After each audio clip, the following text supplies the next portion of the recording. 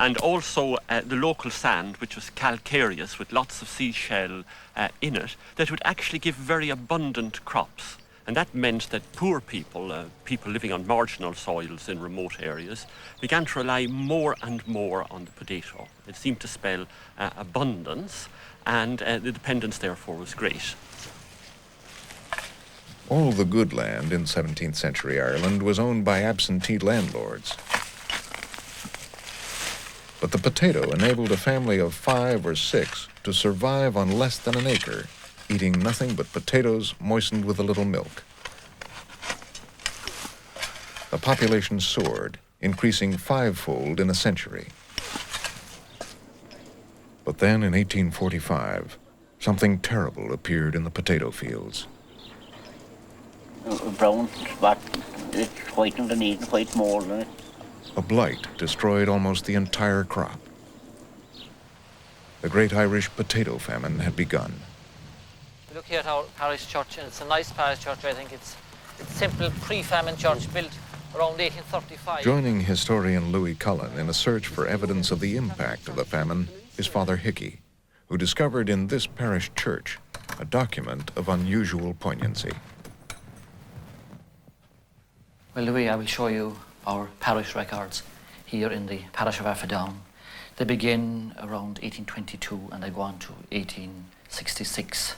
Here we have a very significant entry by the parish priest, Father Troy, written in the height of the famine. It reads, "A frightful famine and fever year, alas, hundreds dying weekly, no marriages or baptisms." So dependent was the population on the potato that when the crop failed entirely for 2 years in a row, the dead in some communities were so many they were simply dumped into pits. The other were then all thrown in various ways, heaped in, thrown in, no crop. In memory of the victims of the famine, 1845-48, whose coffinless bodies were buried in this plot.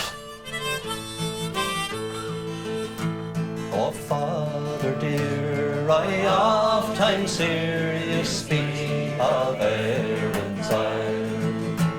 Her lofty scenes, her valleys. This is one of the most famous songs of the famine, still sung in pubs of southwest Ireland, where the famine was most severe.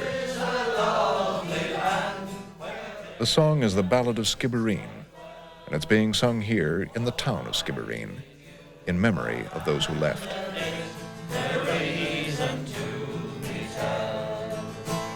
Oh, son, I loved my native land with energy and pride, till a blight came over all my crops, my sheep and cattle died.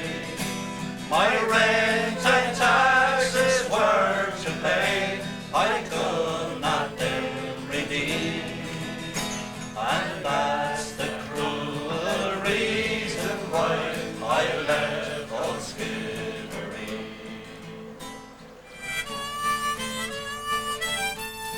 Because tenant farmers could no longer pay their rents, thousands were evicted. Oh, Father dear, the day will come when an answer's died.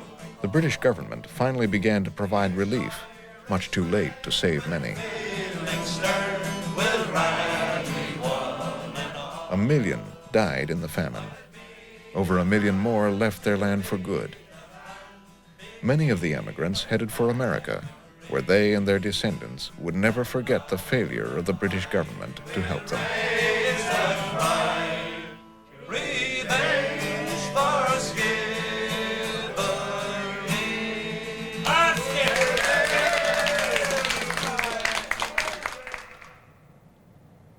Most of Europe's poor seeking a better life in America simply passed through the port cities of the East, like Boston, on their way to the newly opened West. But the Irish, escaping the potato famine, arrived in Boston and stayed. Soon shall be out of office, so I would drink. Okay, you'll drink to that. All right, okay. I think the Irish, by their nature, were a gregarious people, that they didn't want to go to the far west. They didn't want to go to the open plains. They didn't want to travel, for example, where they had no friends, no family, no church. I think the Irish, and again with this search for security, this very strong impulse to be safe and secure with their families, I think they found everything that they were looking for in the cities.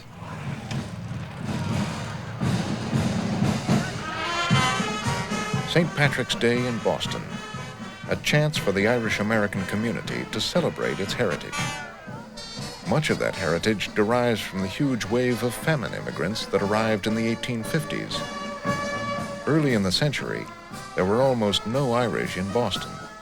By 1900, Boston was 60% Irish.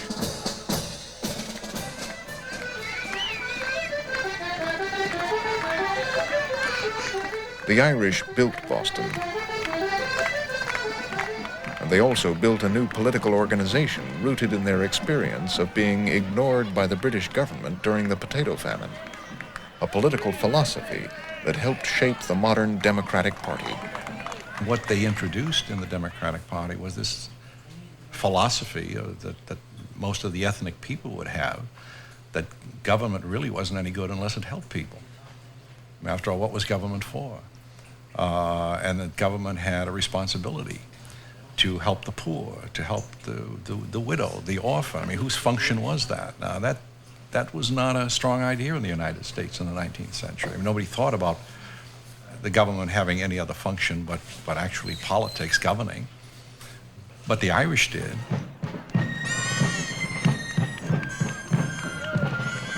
The Irish came to America because the potato failed. But it was the success of the potato that helped fuel population growth in Scandinavia, Germany, Russia, and elsewhere that also led to massive waves of migration to the Americas and created the modern pluralistic United States.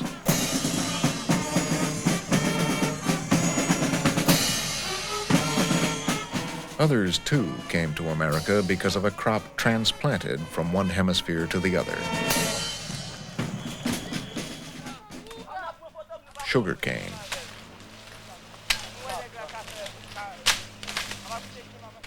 But this migration wasn't of people seeking opportunity.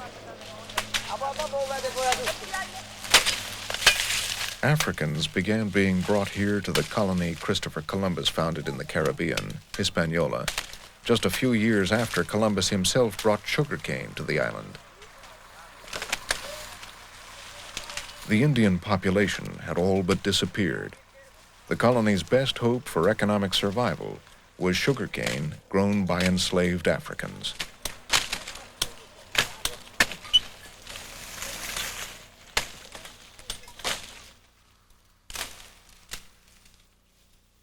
In Columbus's time, sugarcane was grown with African slave labor around the Mediterranean and in the Canary Islands and Madeira. The slave trade was small, but it established a mode of production that was transferred intact to the New World, the plantation. The plantation system is an industrial system as well as an agricultural system.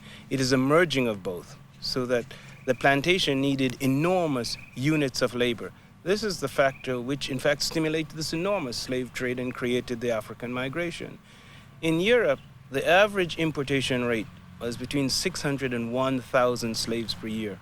At the peak of sugar production in the Caribbean alone, the importation rates were over 13,000 slaves per year.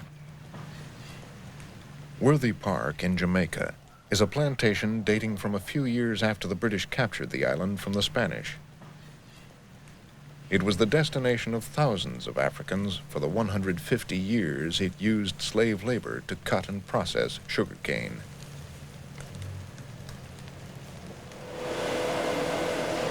Today, the sugar mill runs on steam power, as it has for over 100 years now. The cane is crushed between giant rollers.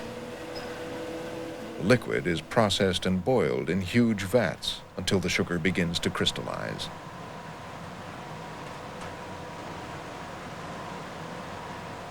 These processes are the same today as they were in the 1600s, when the British, French, the Portuguese, and the Dutch, as well as the Spanish, all began growing sugarcane in the Caribbean with slave labor from Africa. This is Worthy Park's original sugar mill, where until the early 1800s, slaves toiled loading cane into the crushing rollers and stirring the huge boiling vats.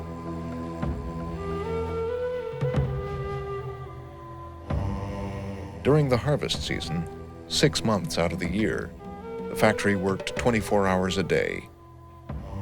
Conditions in the field were worse. At the height of slavery, there would be about 20 men in the cutting gang, followed by about 20 workers in the second gang who would pile the sugar canes along just as they are piled in these rows. They must cut about 6 to 10 tons of cane each per day in order to keep the mill in constant motion. For that reason, these workers would put in work days running from 12 to 18 hours. This is enormously arduous work. And I think because of this reason, sugarcane workers had the highest mortality rates among all slave workers.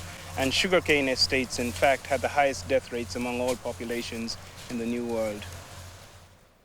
Death was almost the only escape from the sugar plantation. What happened to those who tried to run away can still be seen in this 17th century sugar mill in the Dominican Republic. Every day, slaves passed through this corridor.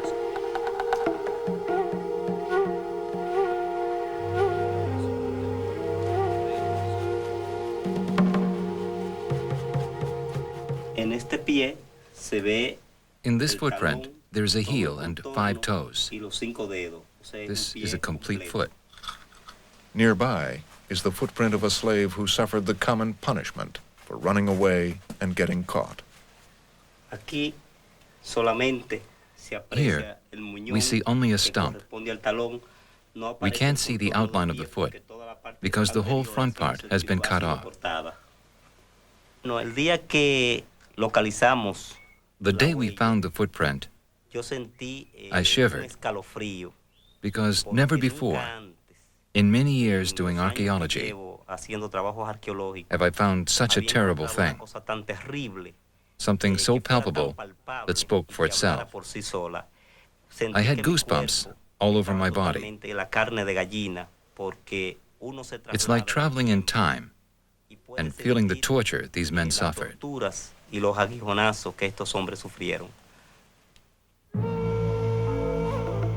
What began here in Hispaniola spread to Mexico, to Brazil, to other islands in the Caribbean, to North America. In the late 17th century, the overseas economies of European powers like England, France, Holland, and Portugal profited mightily from sugar and the slave trade needed to produce it, at a terrible price in lives.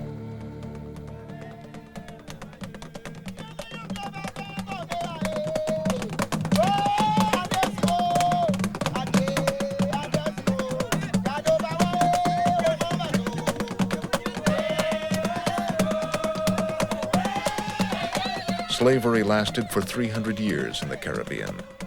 Its descendants still celebrate their African roots.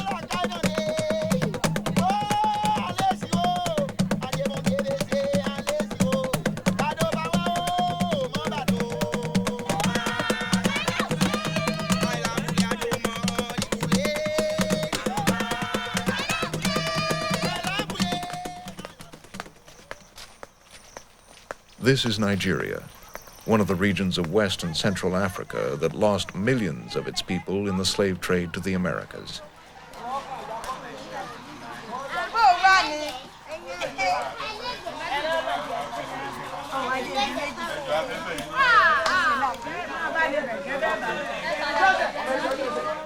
And here in this scene is yet another example of the exchange of crops between the Old World and the Americas Columbus began.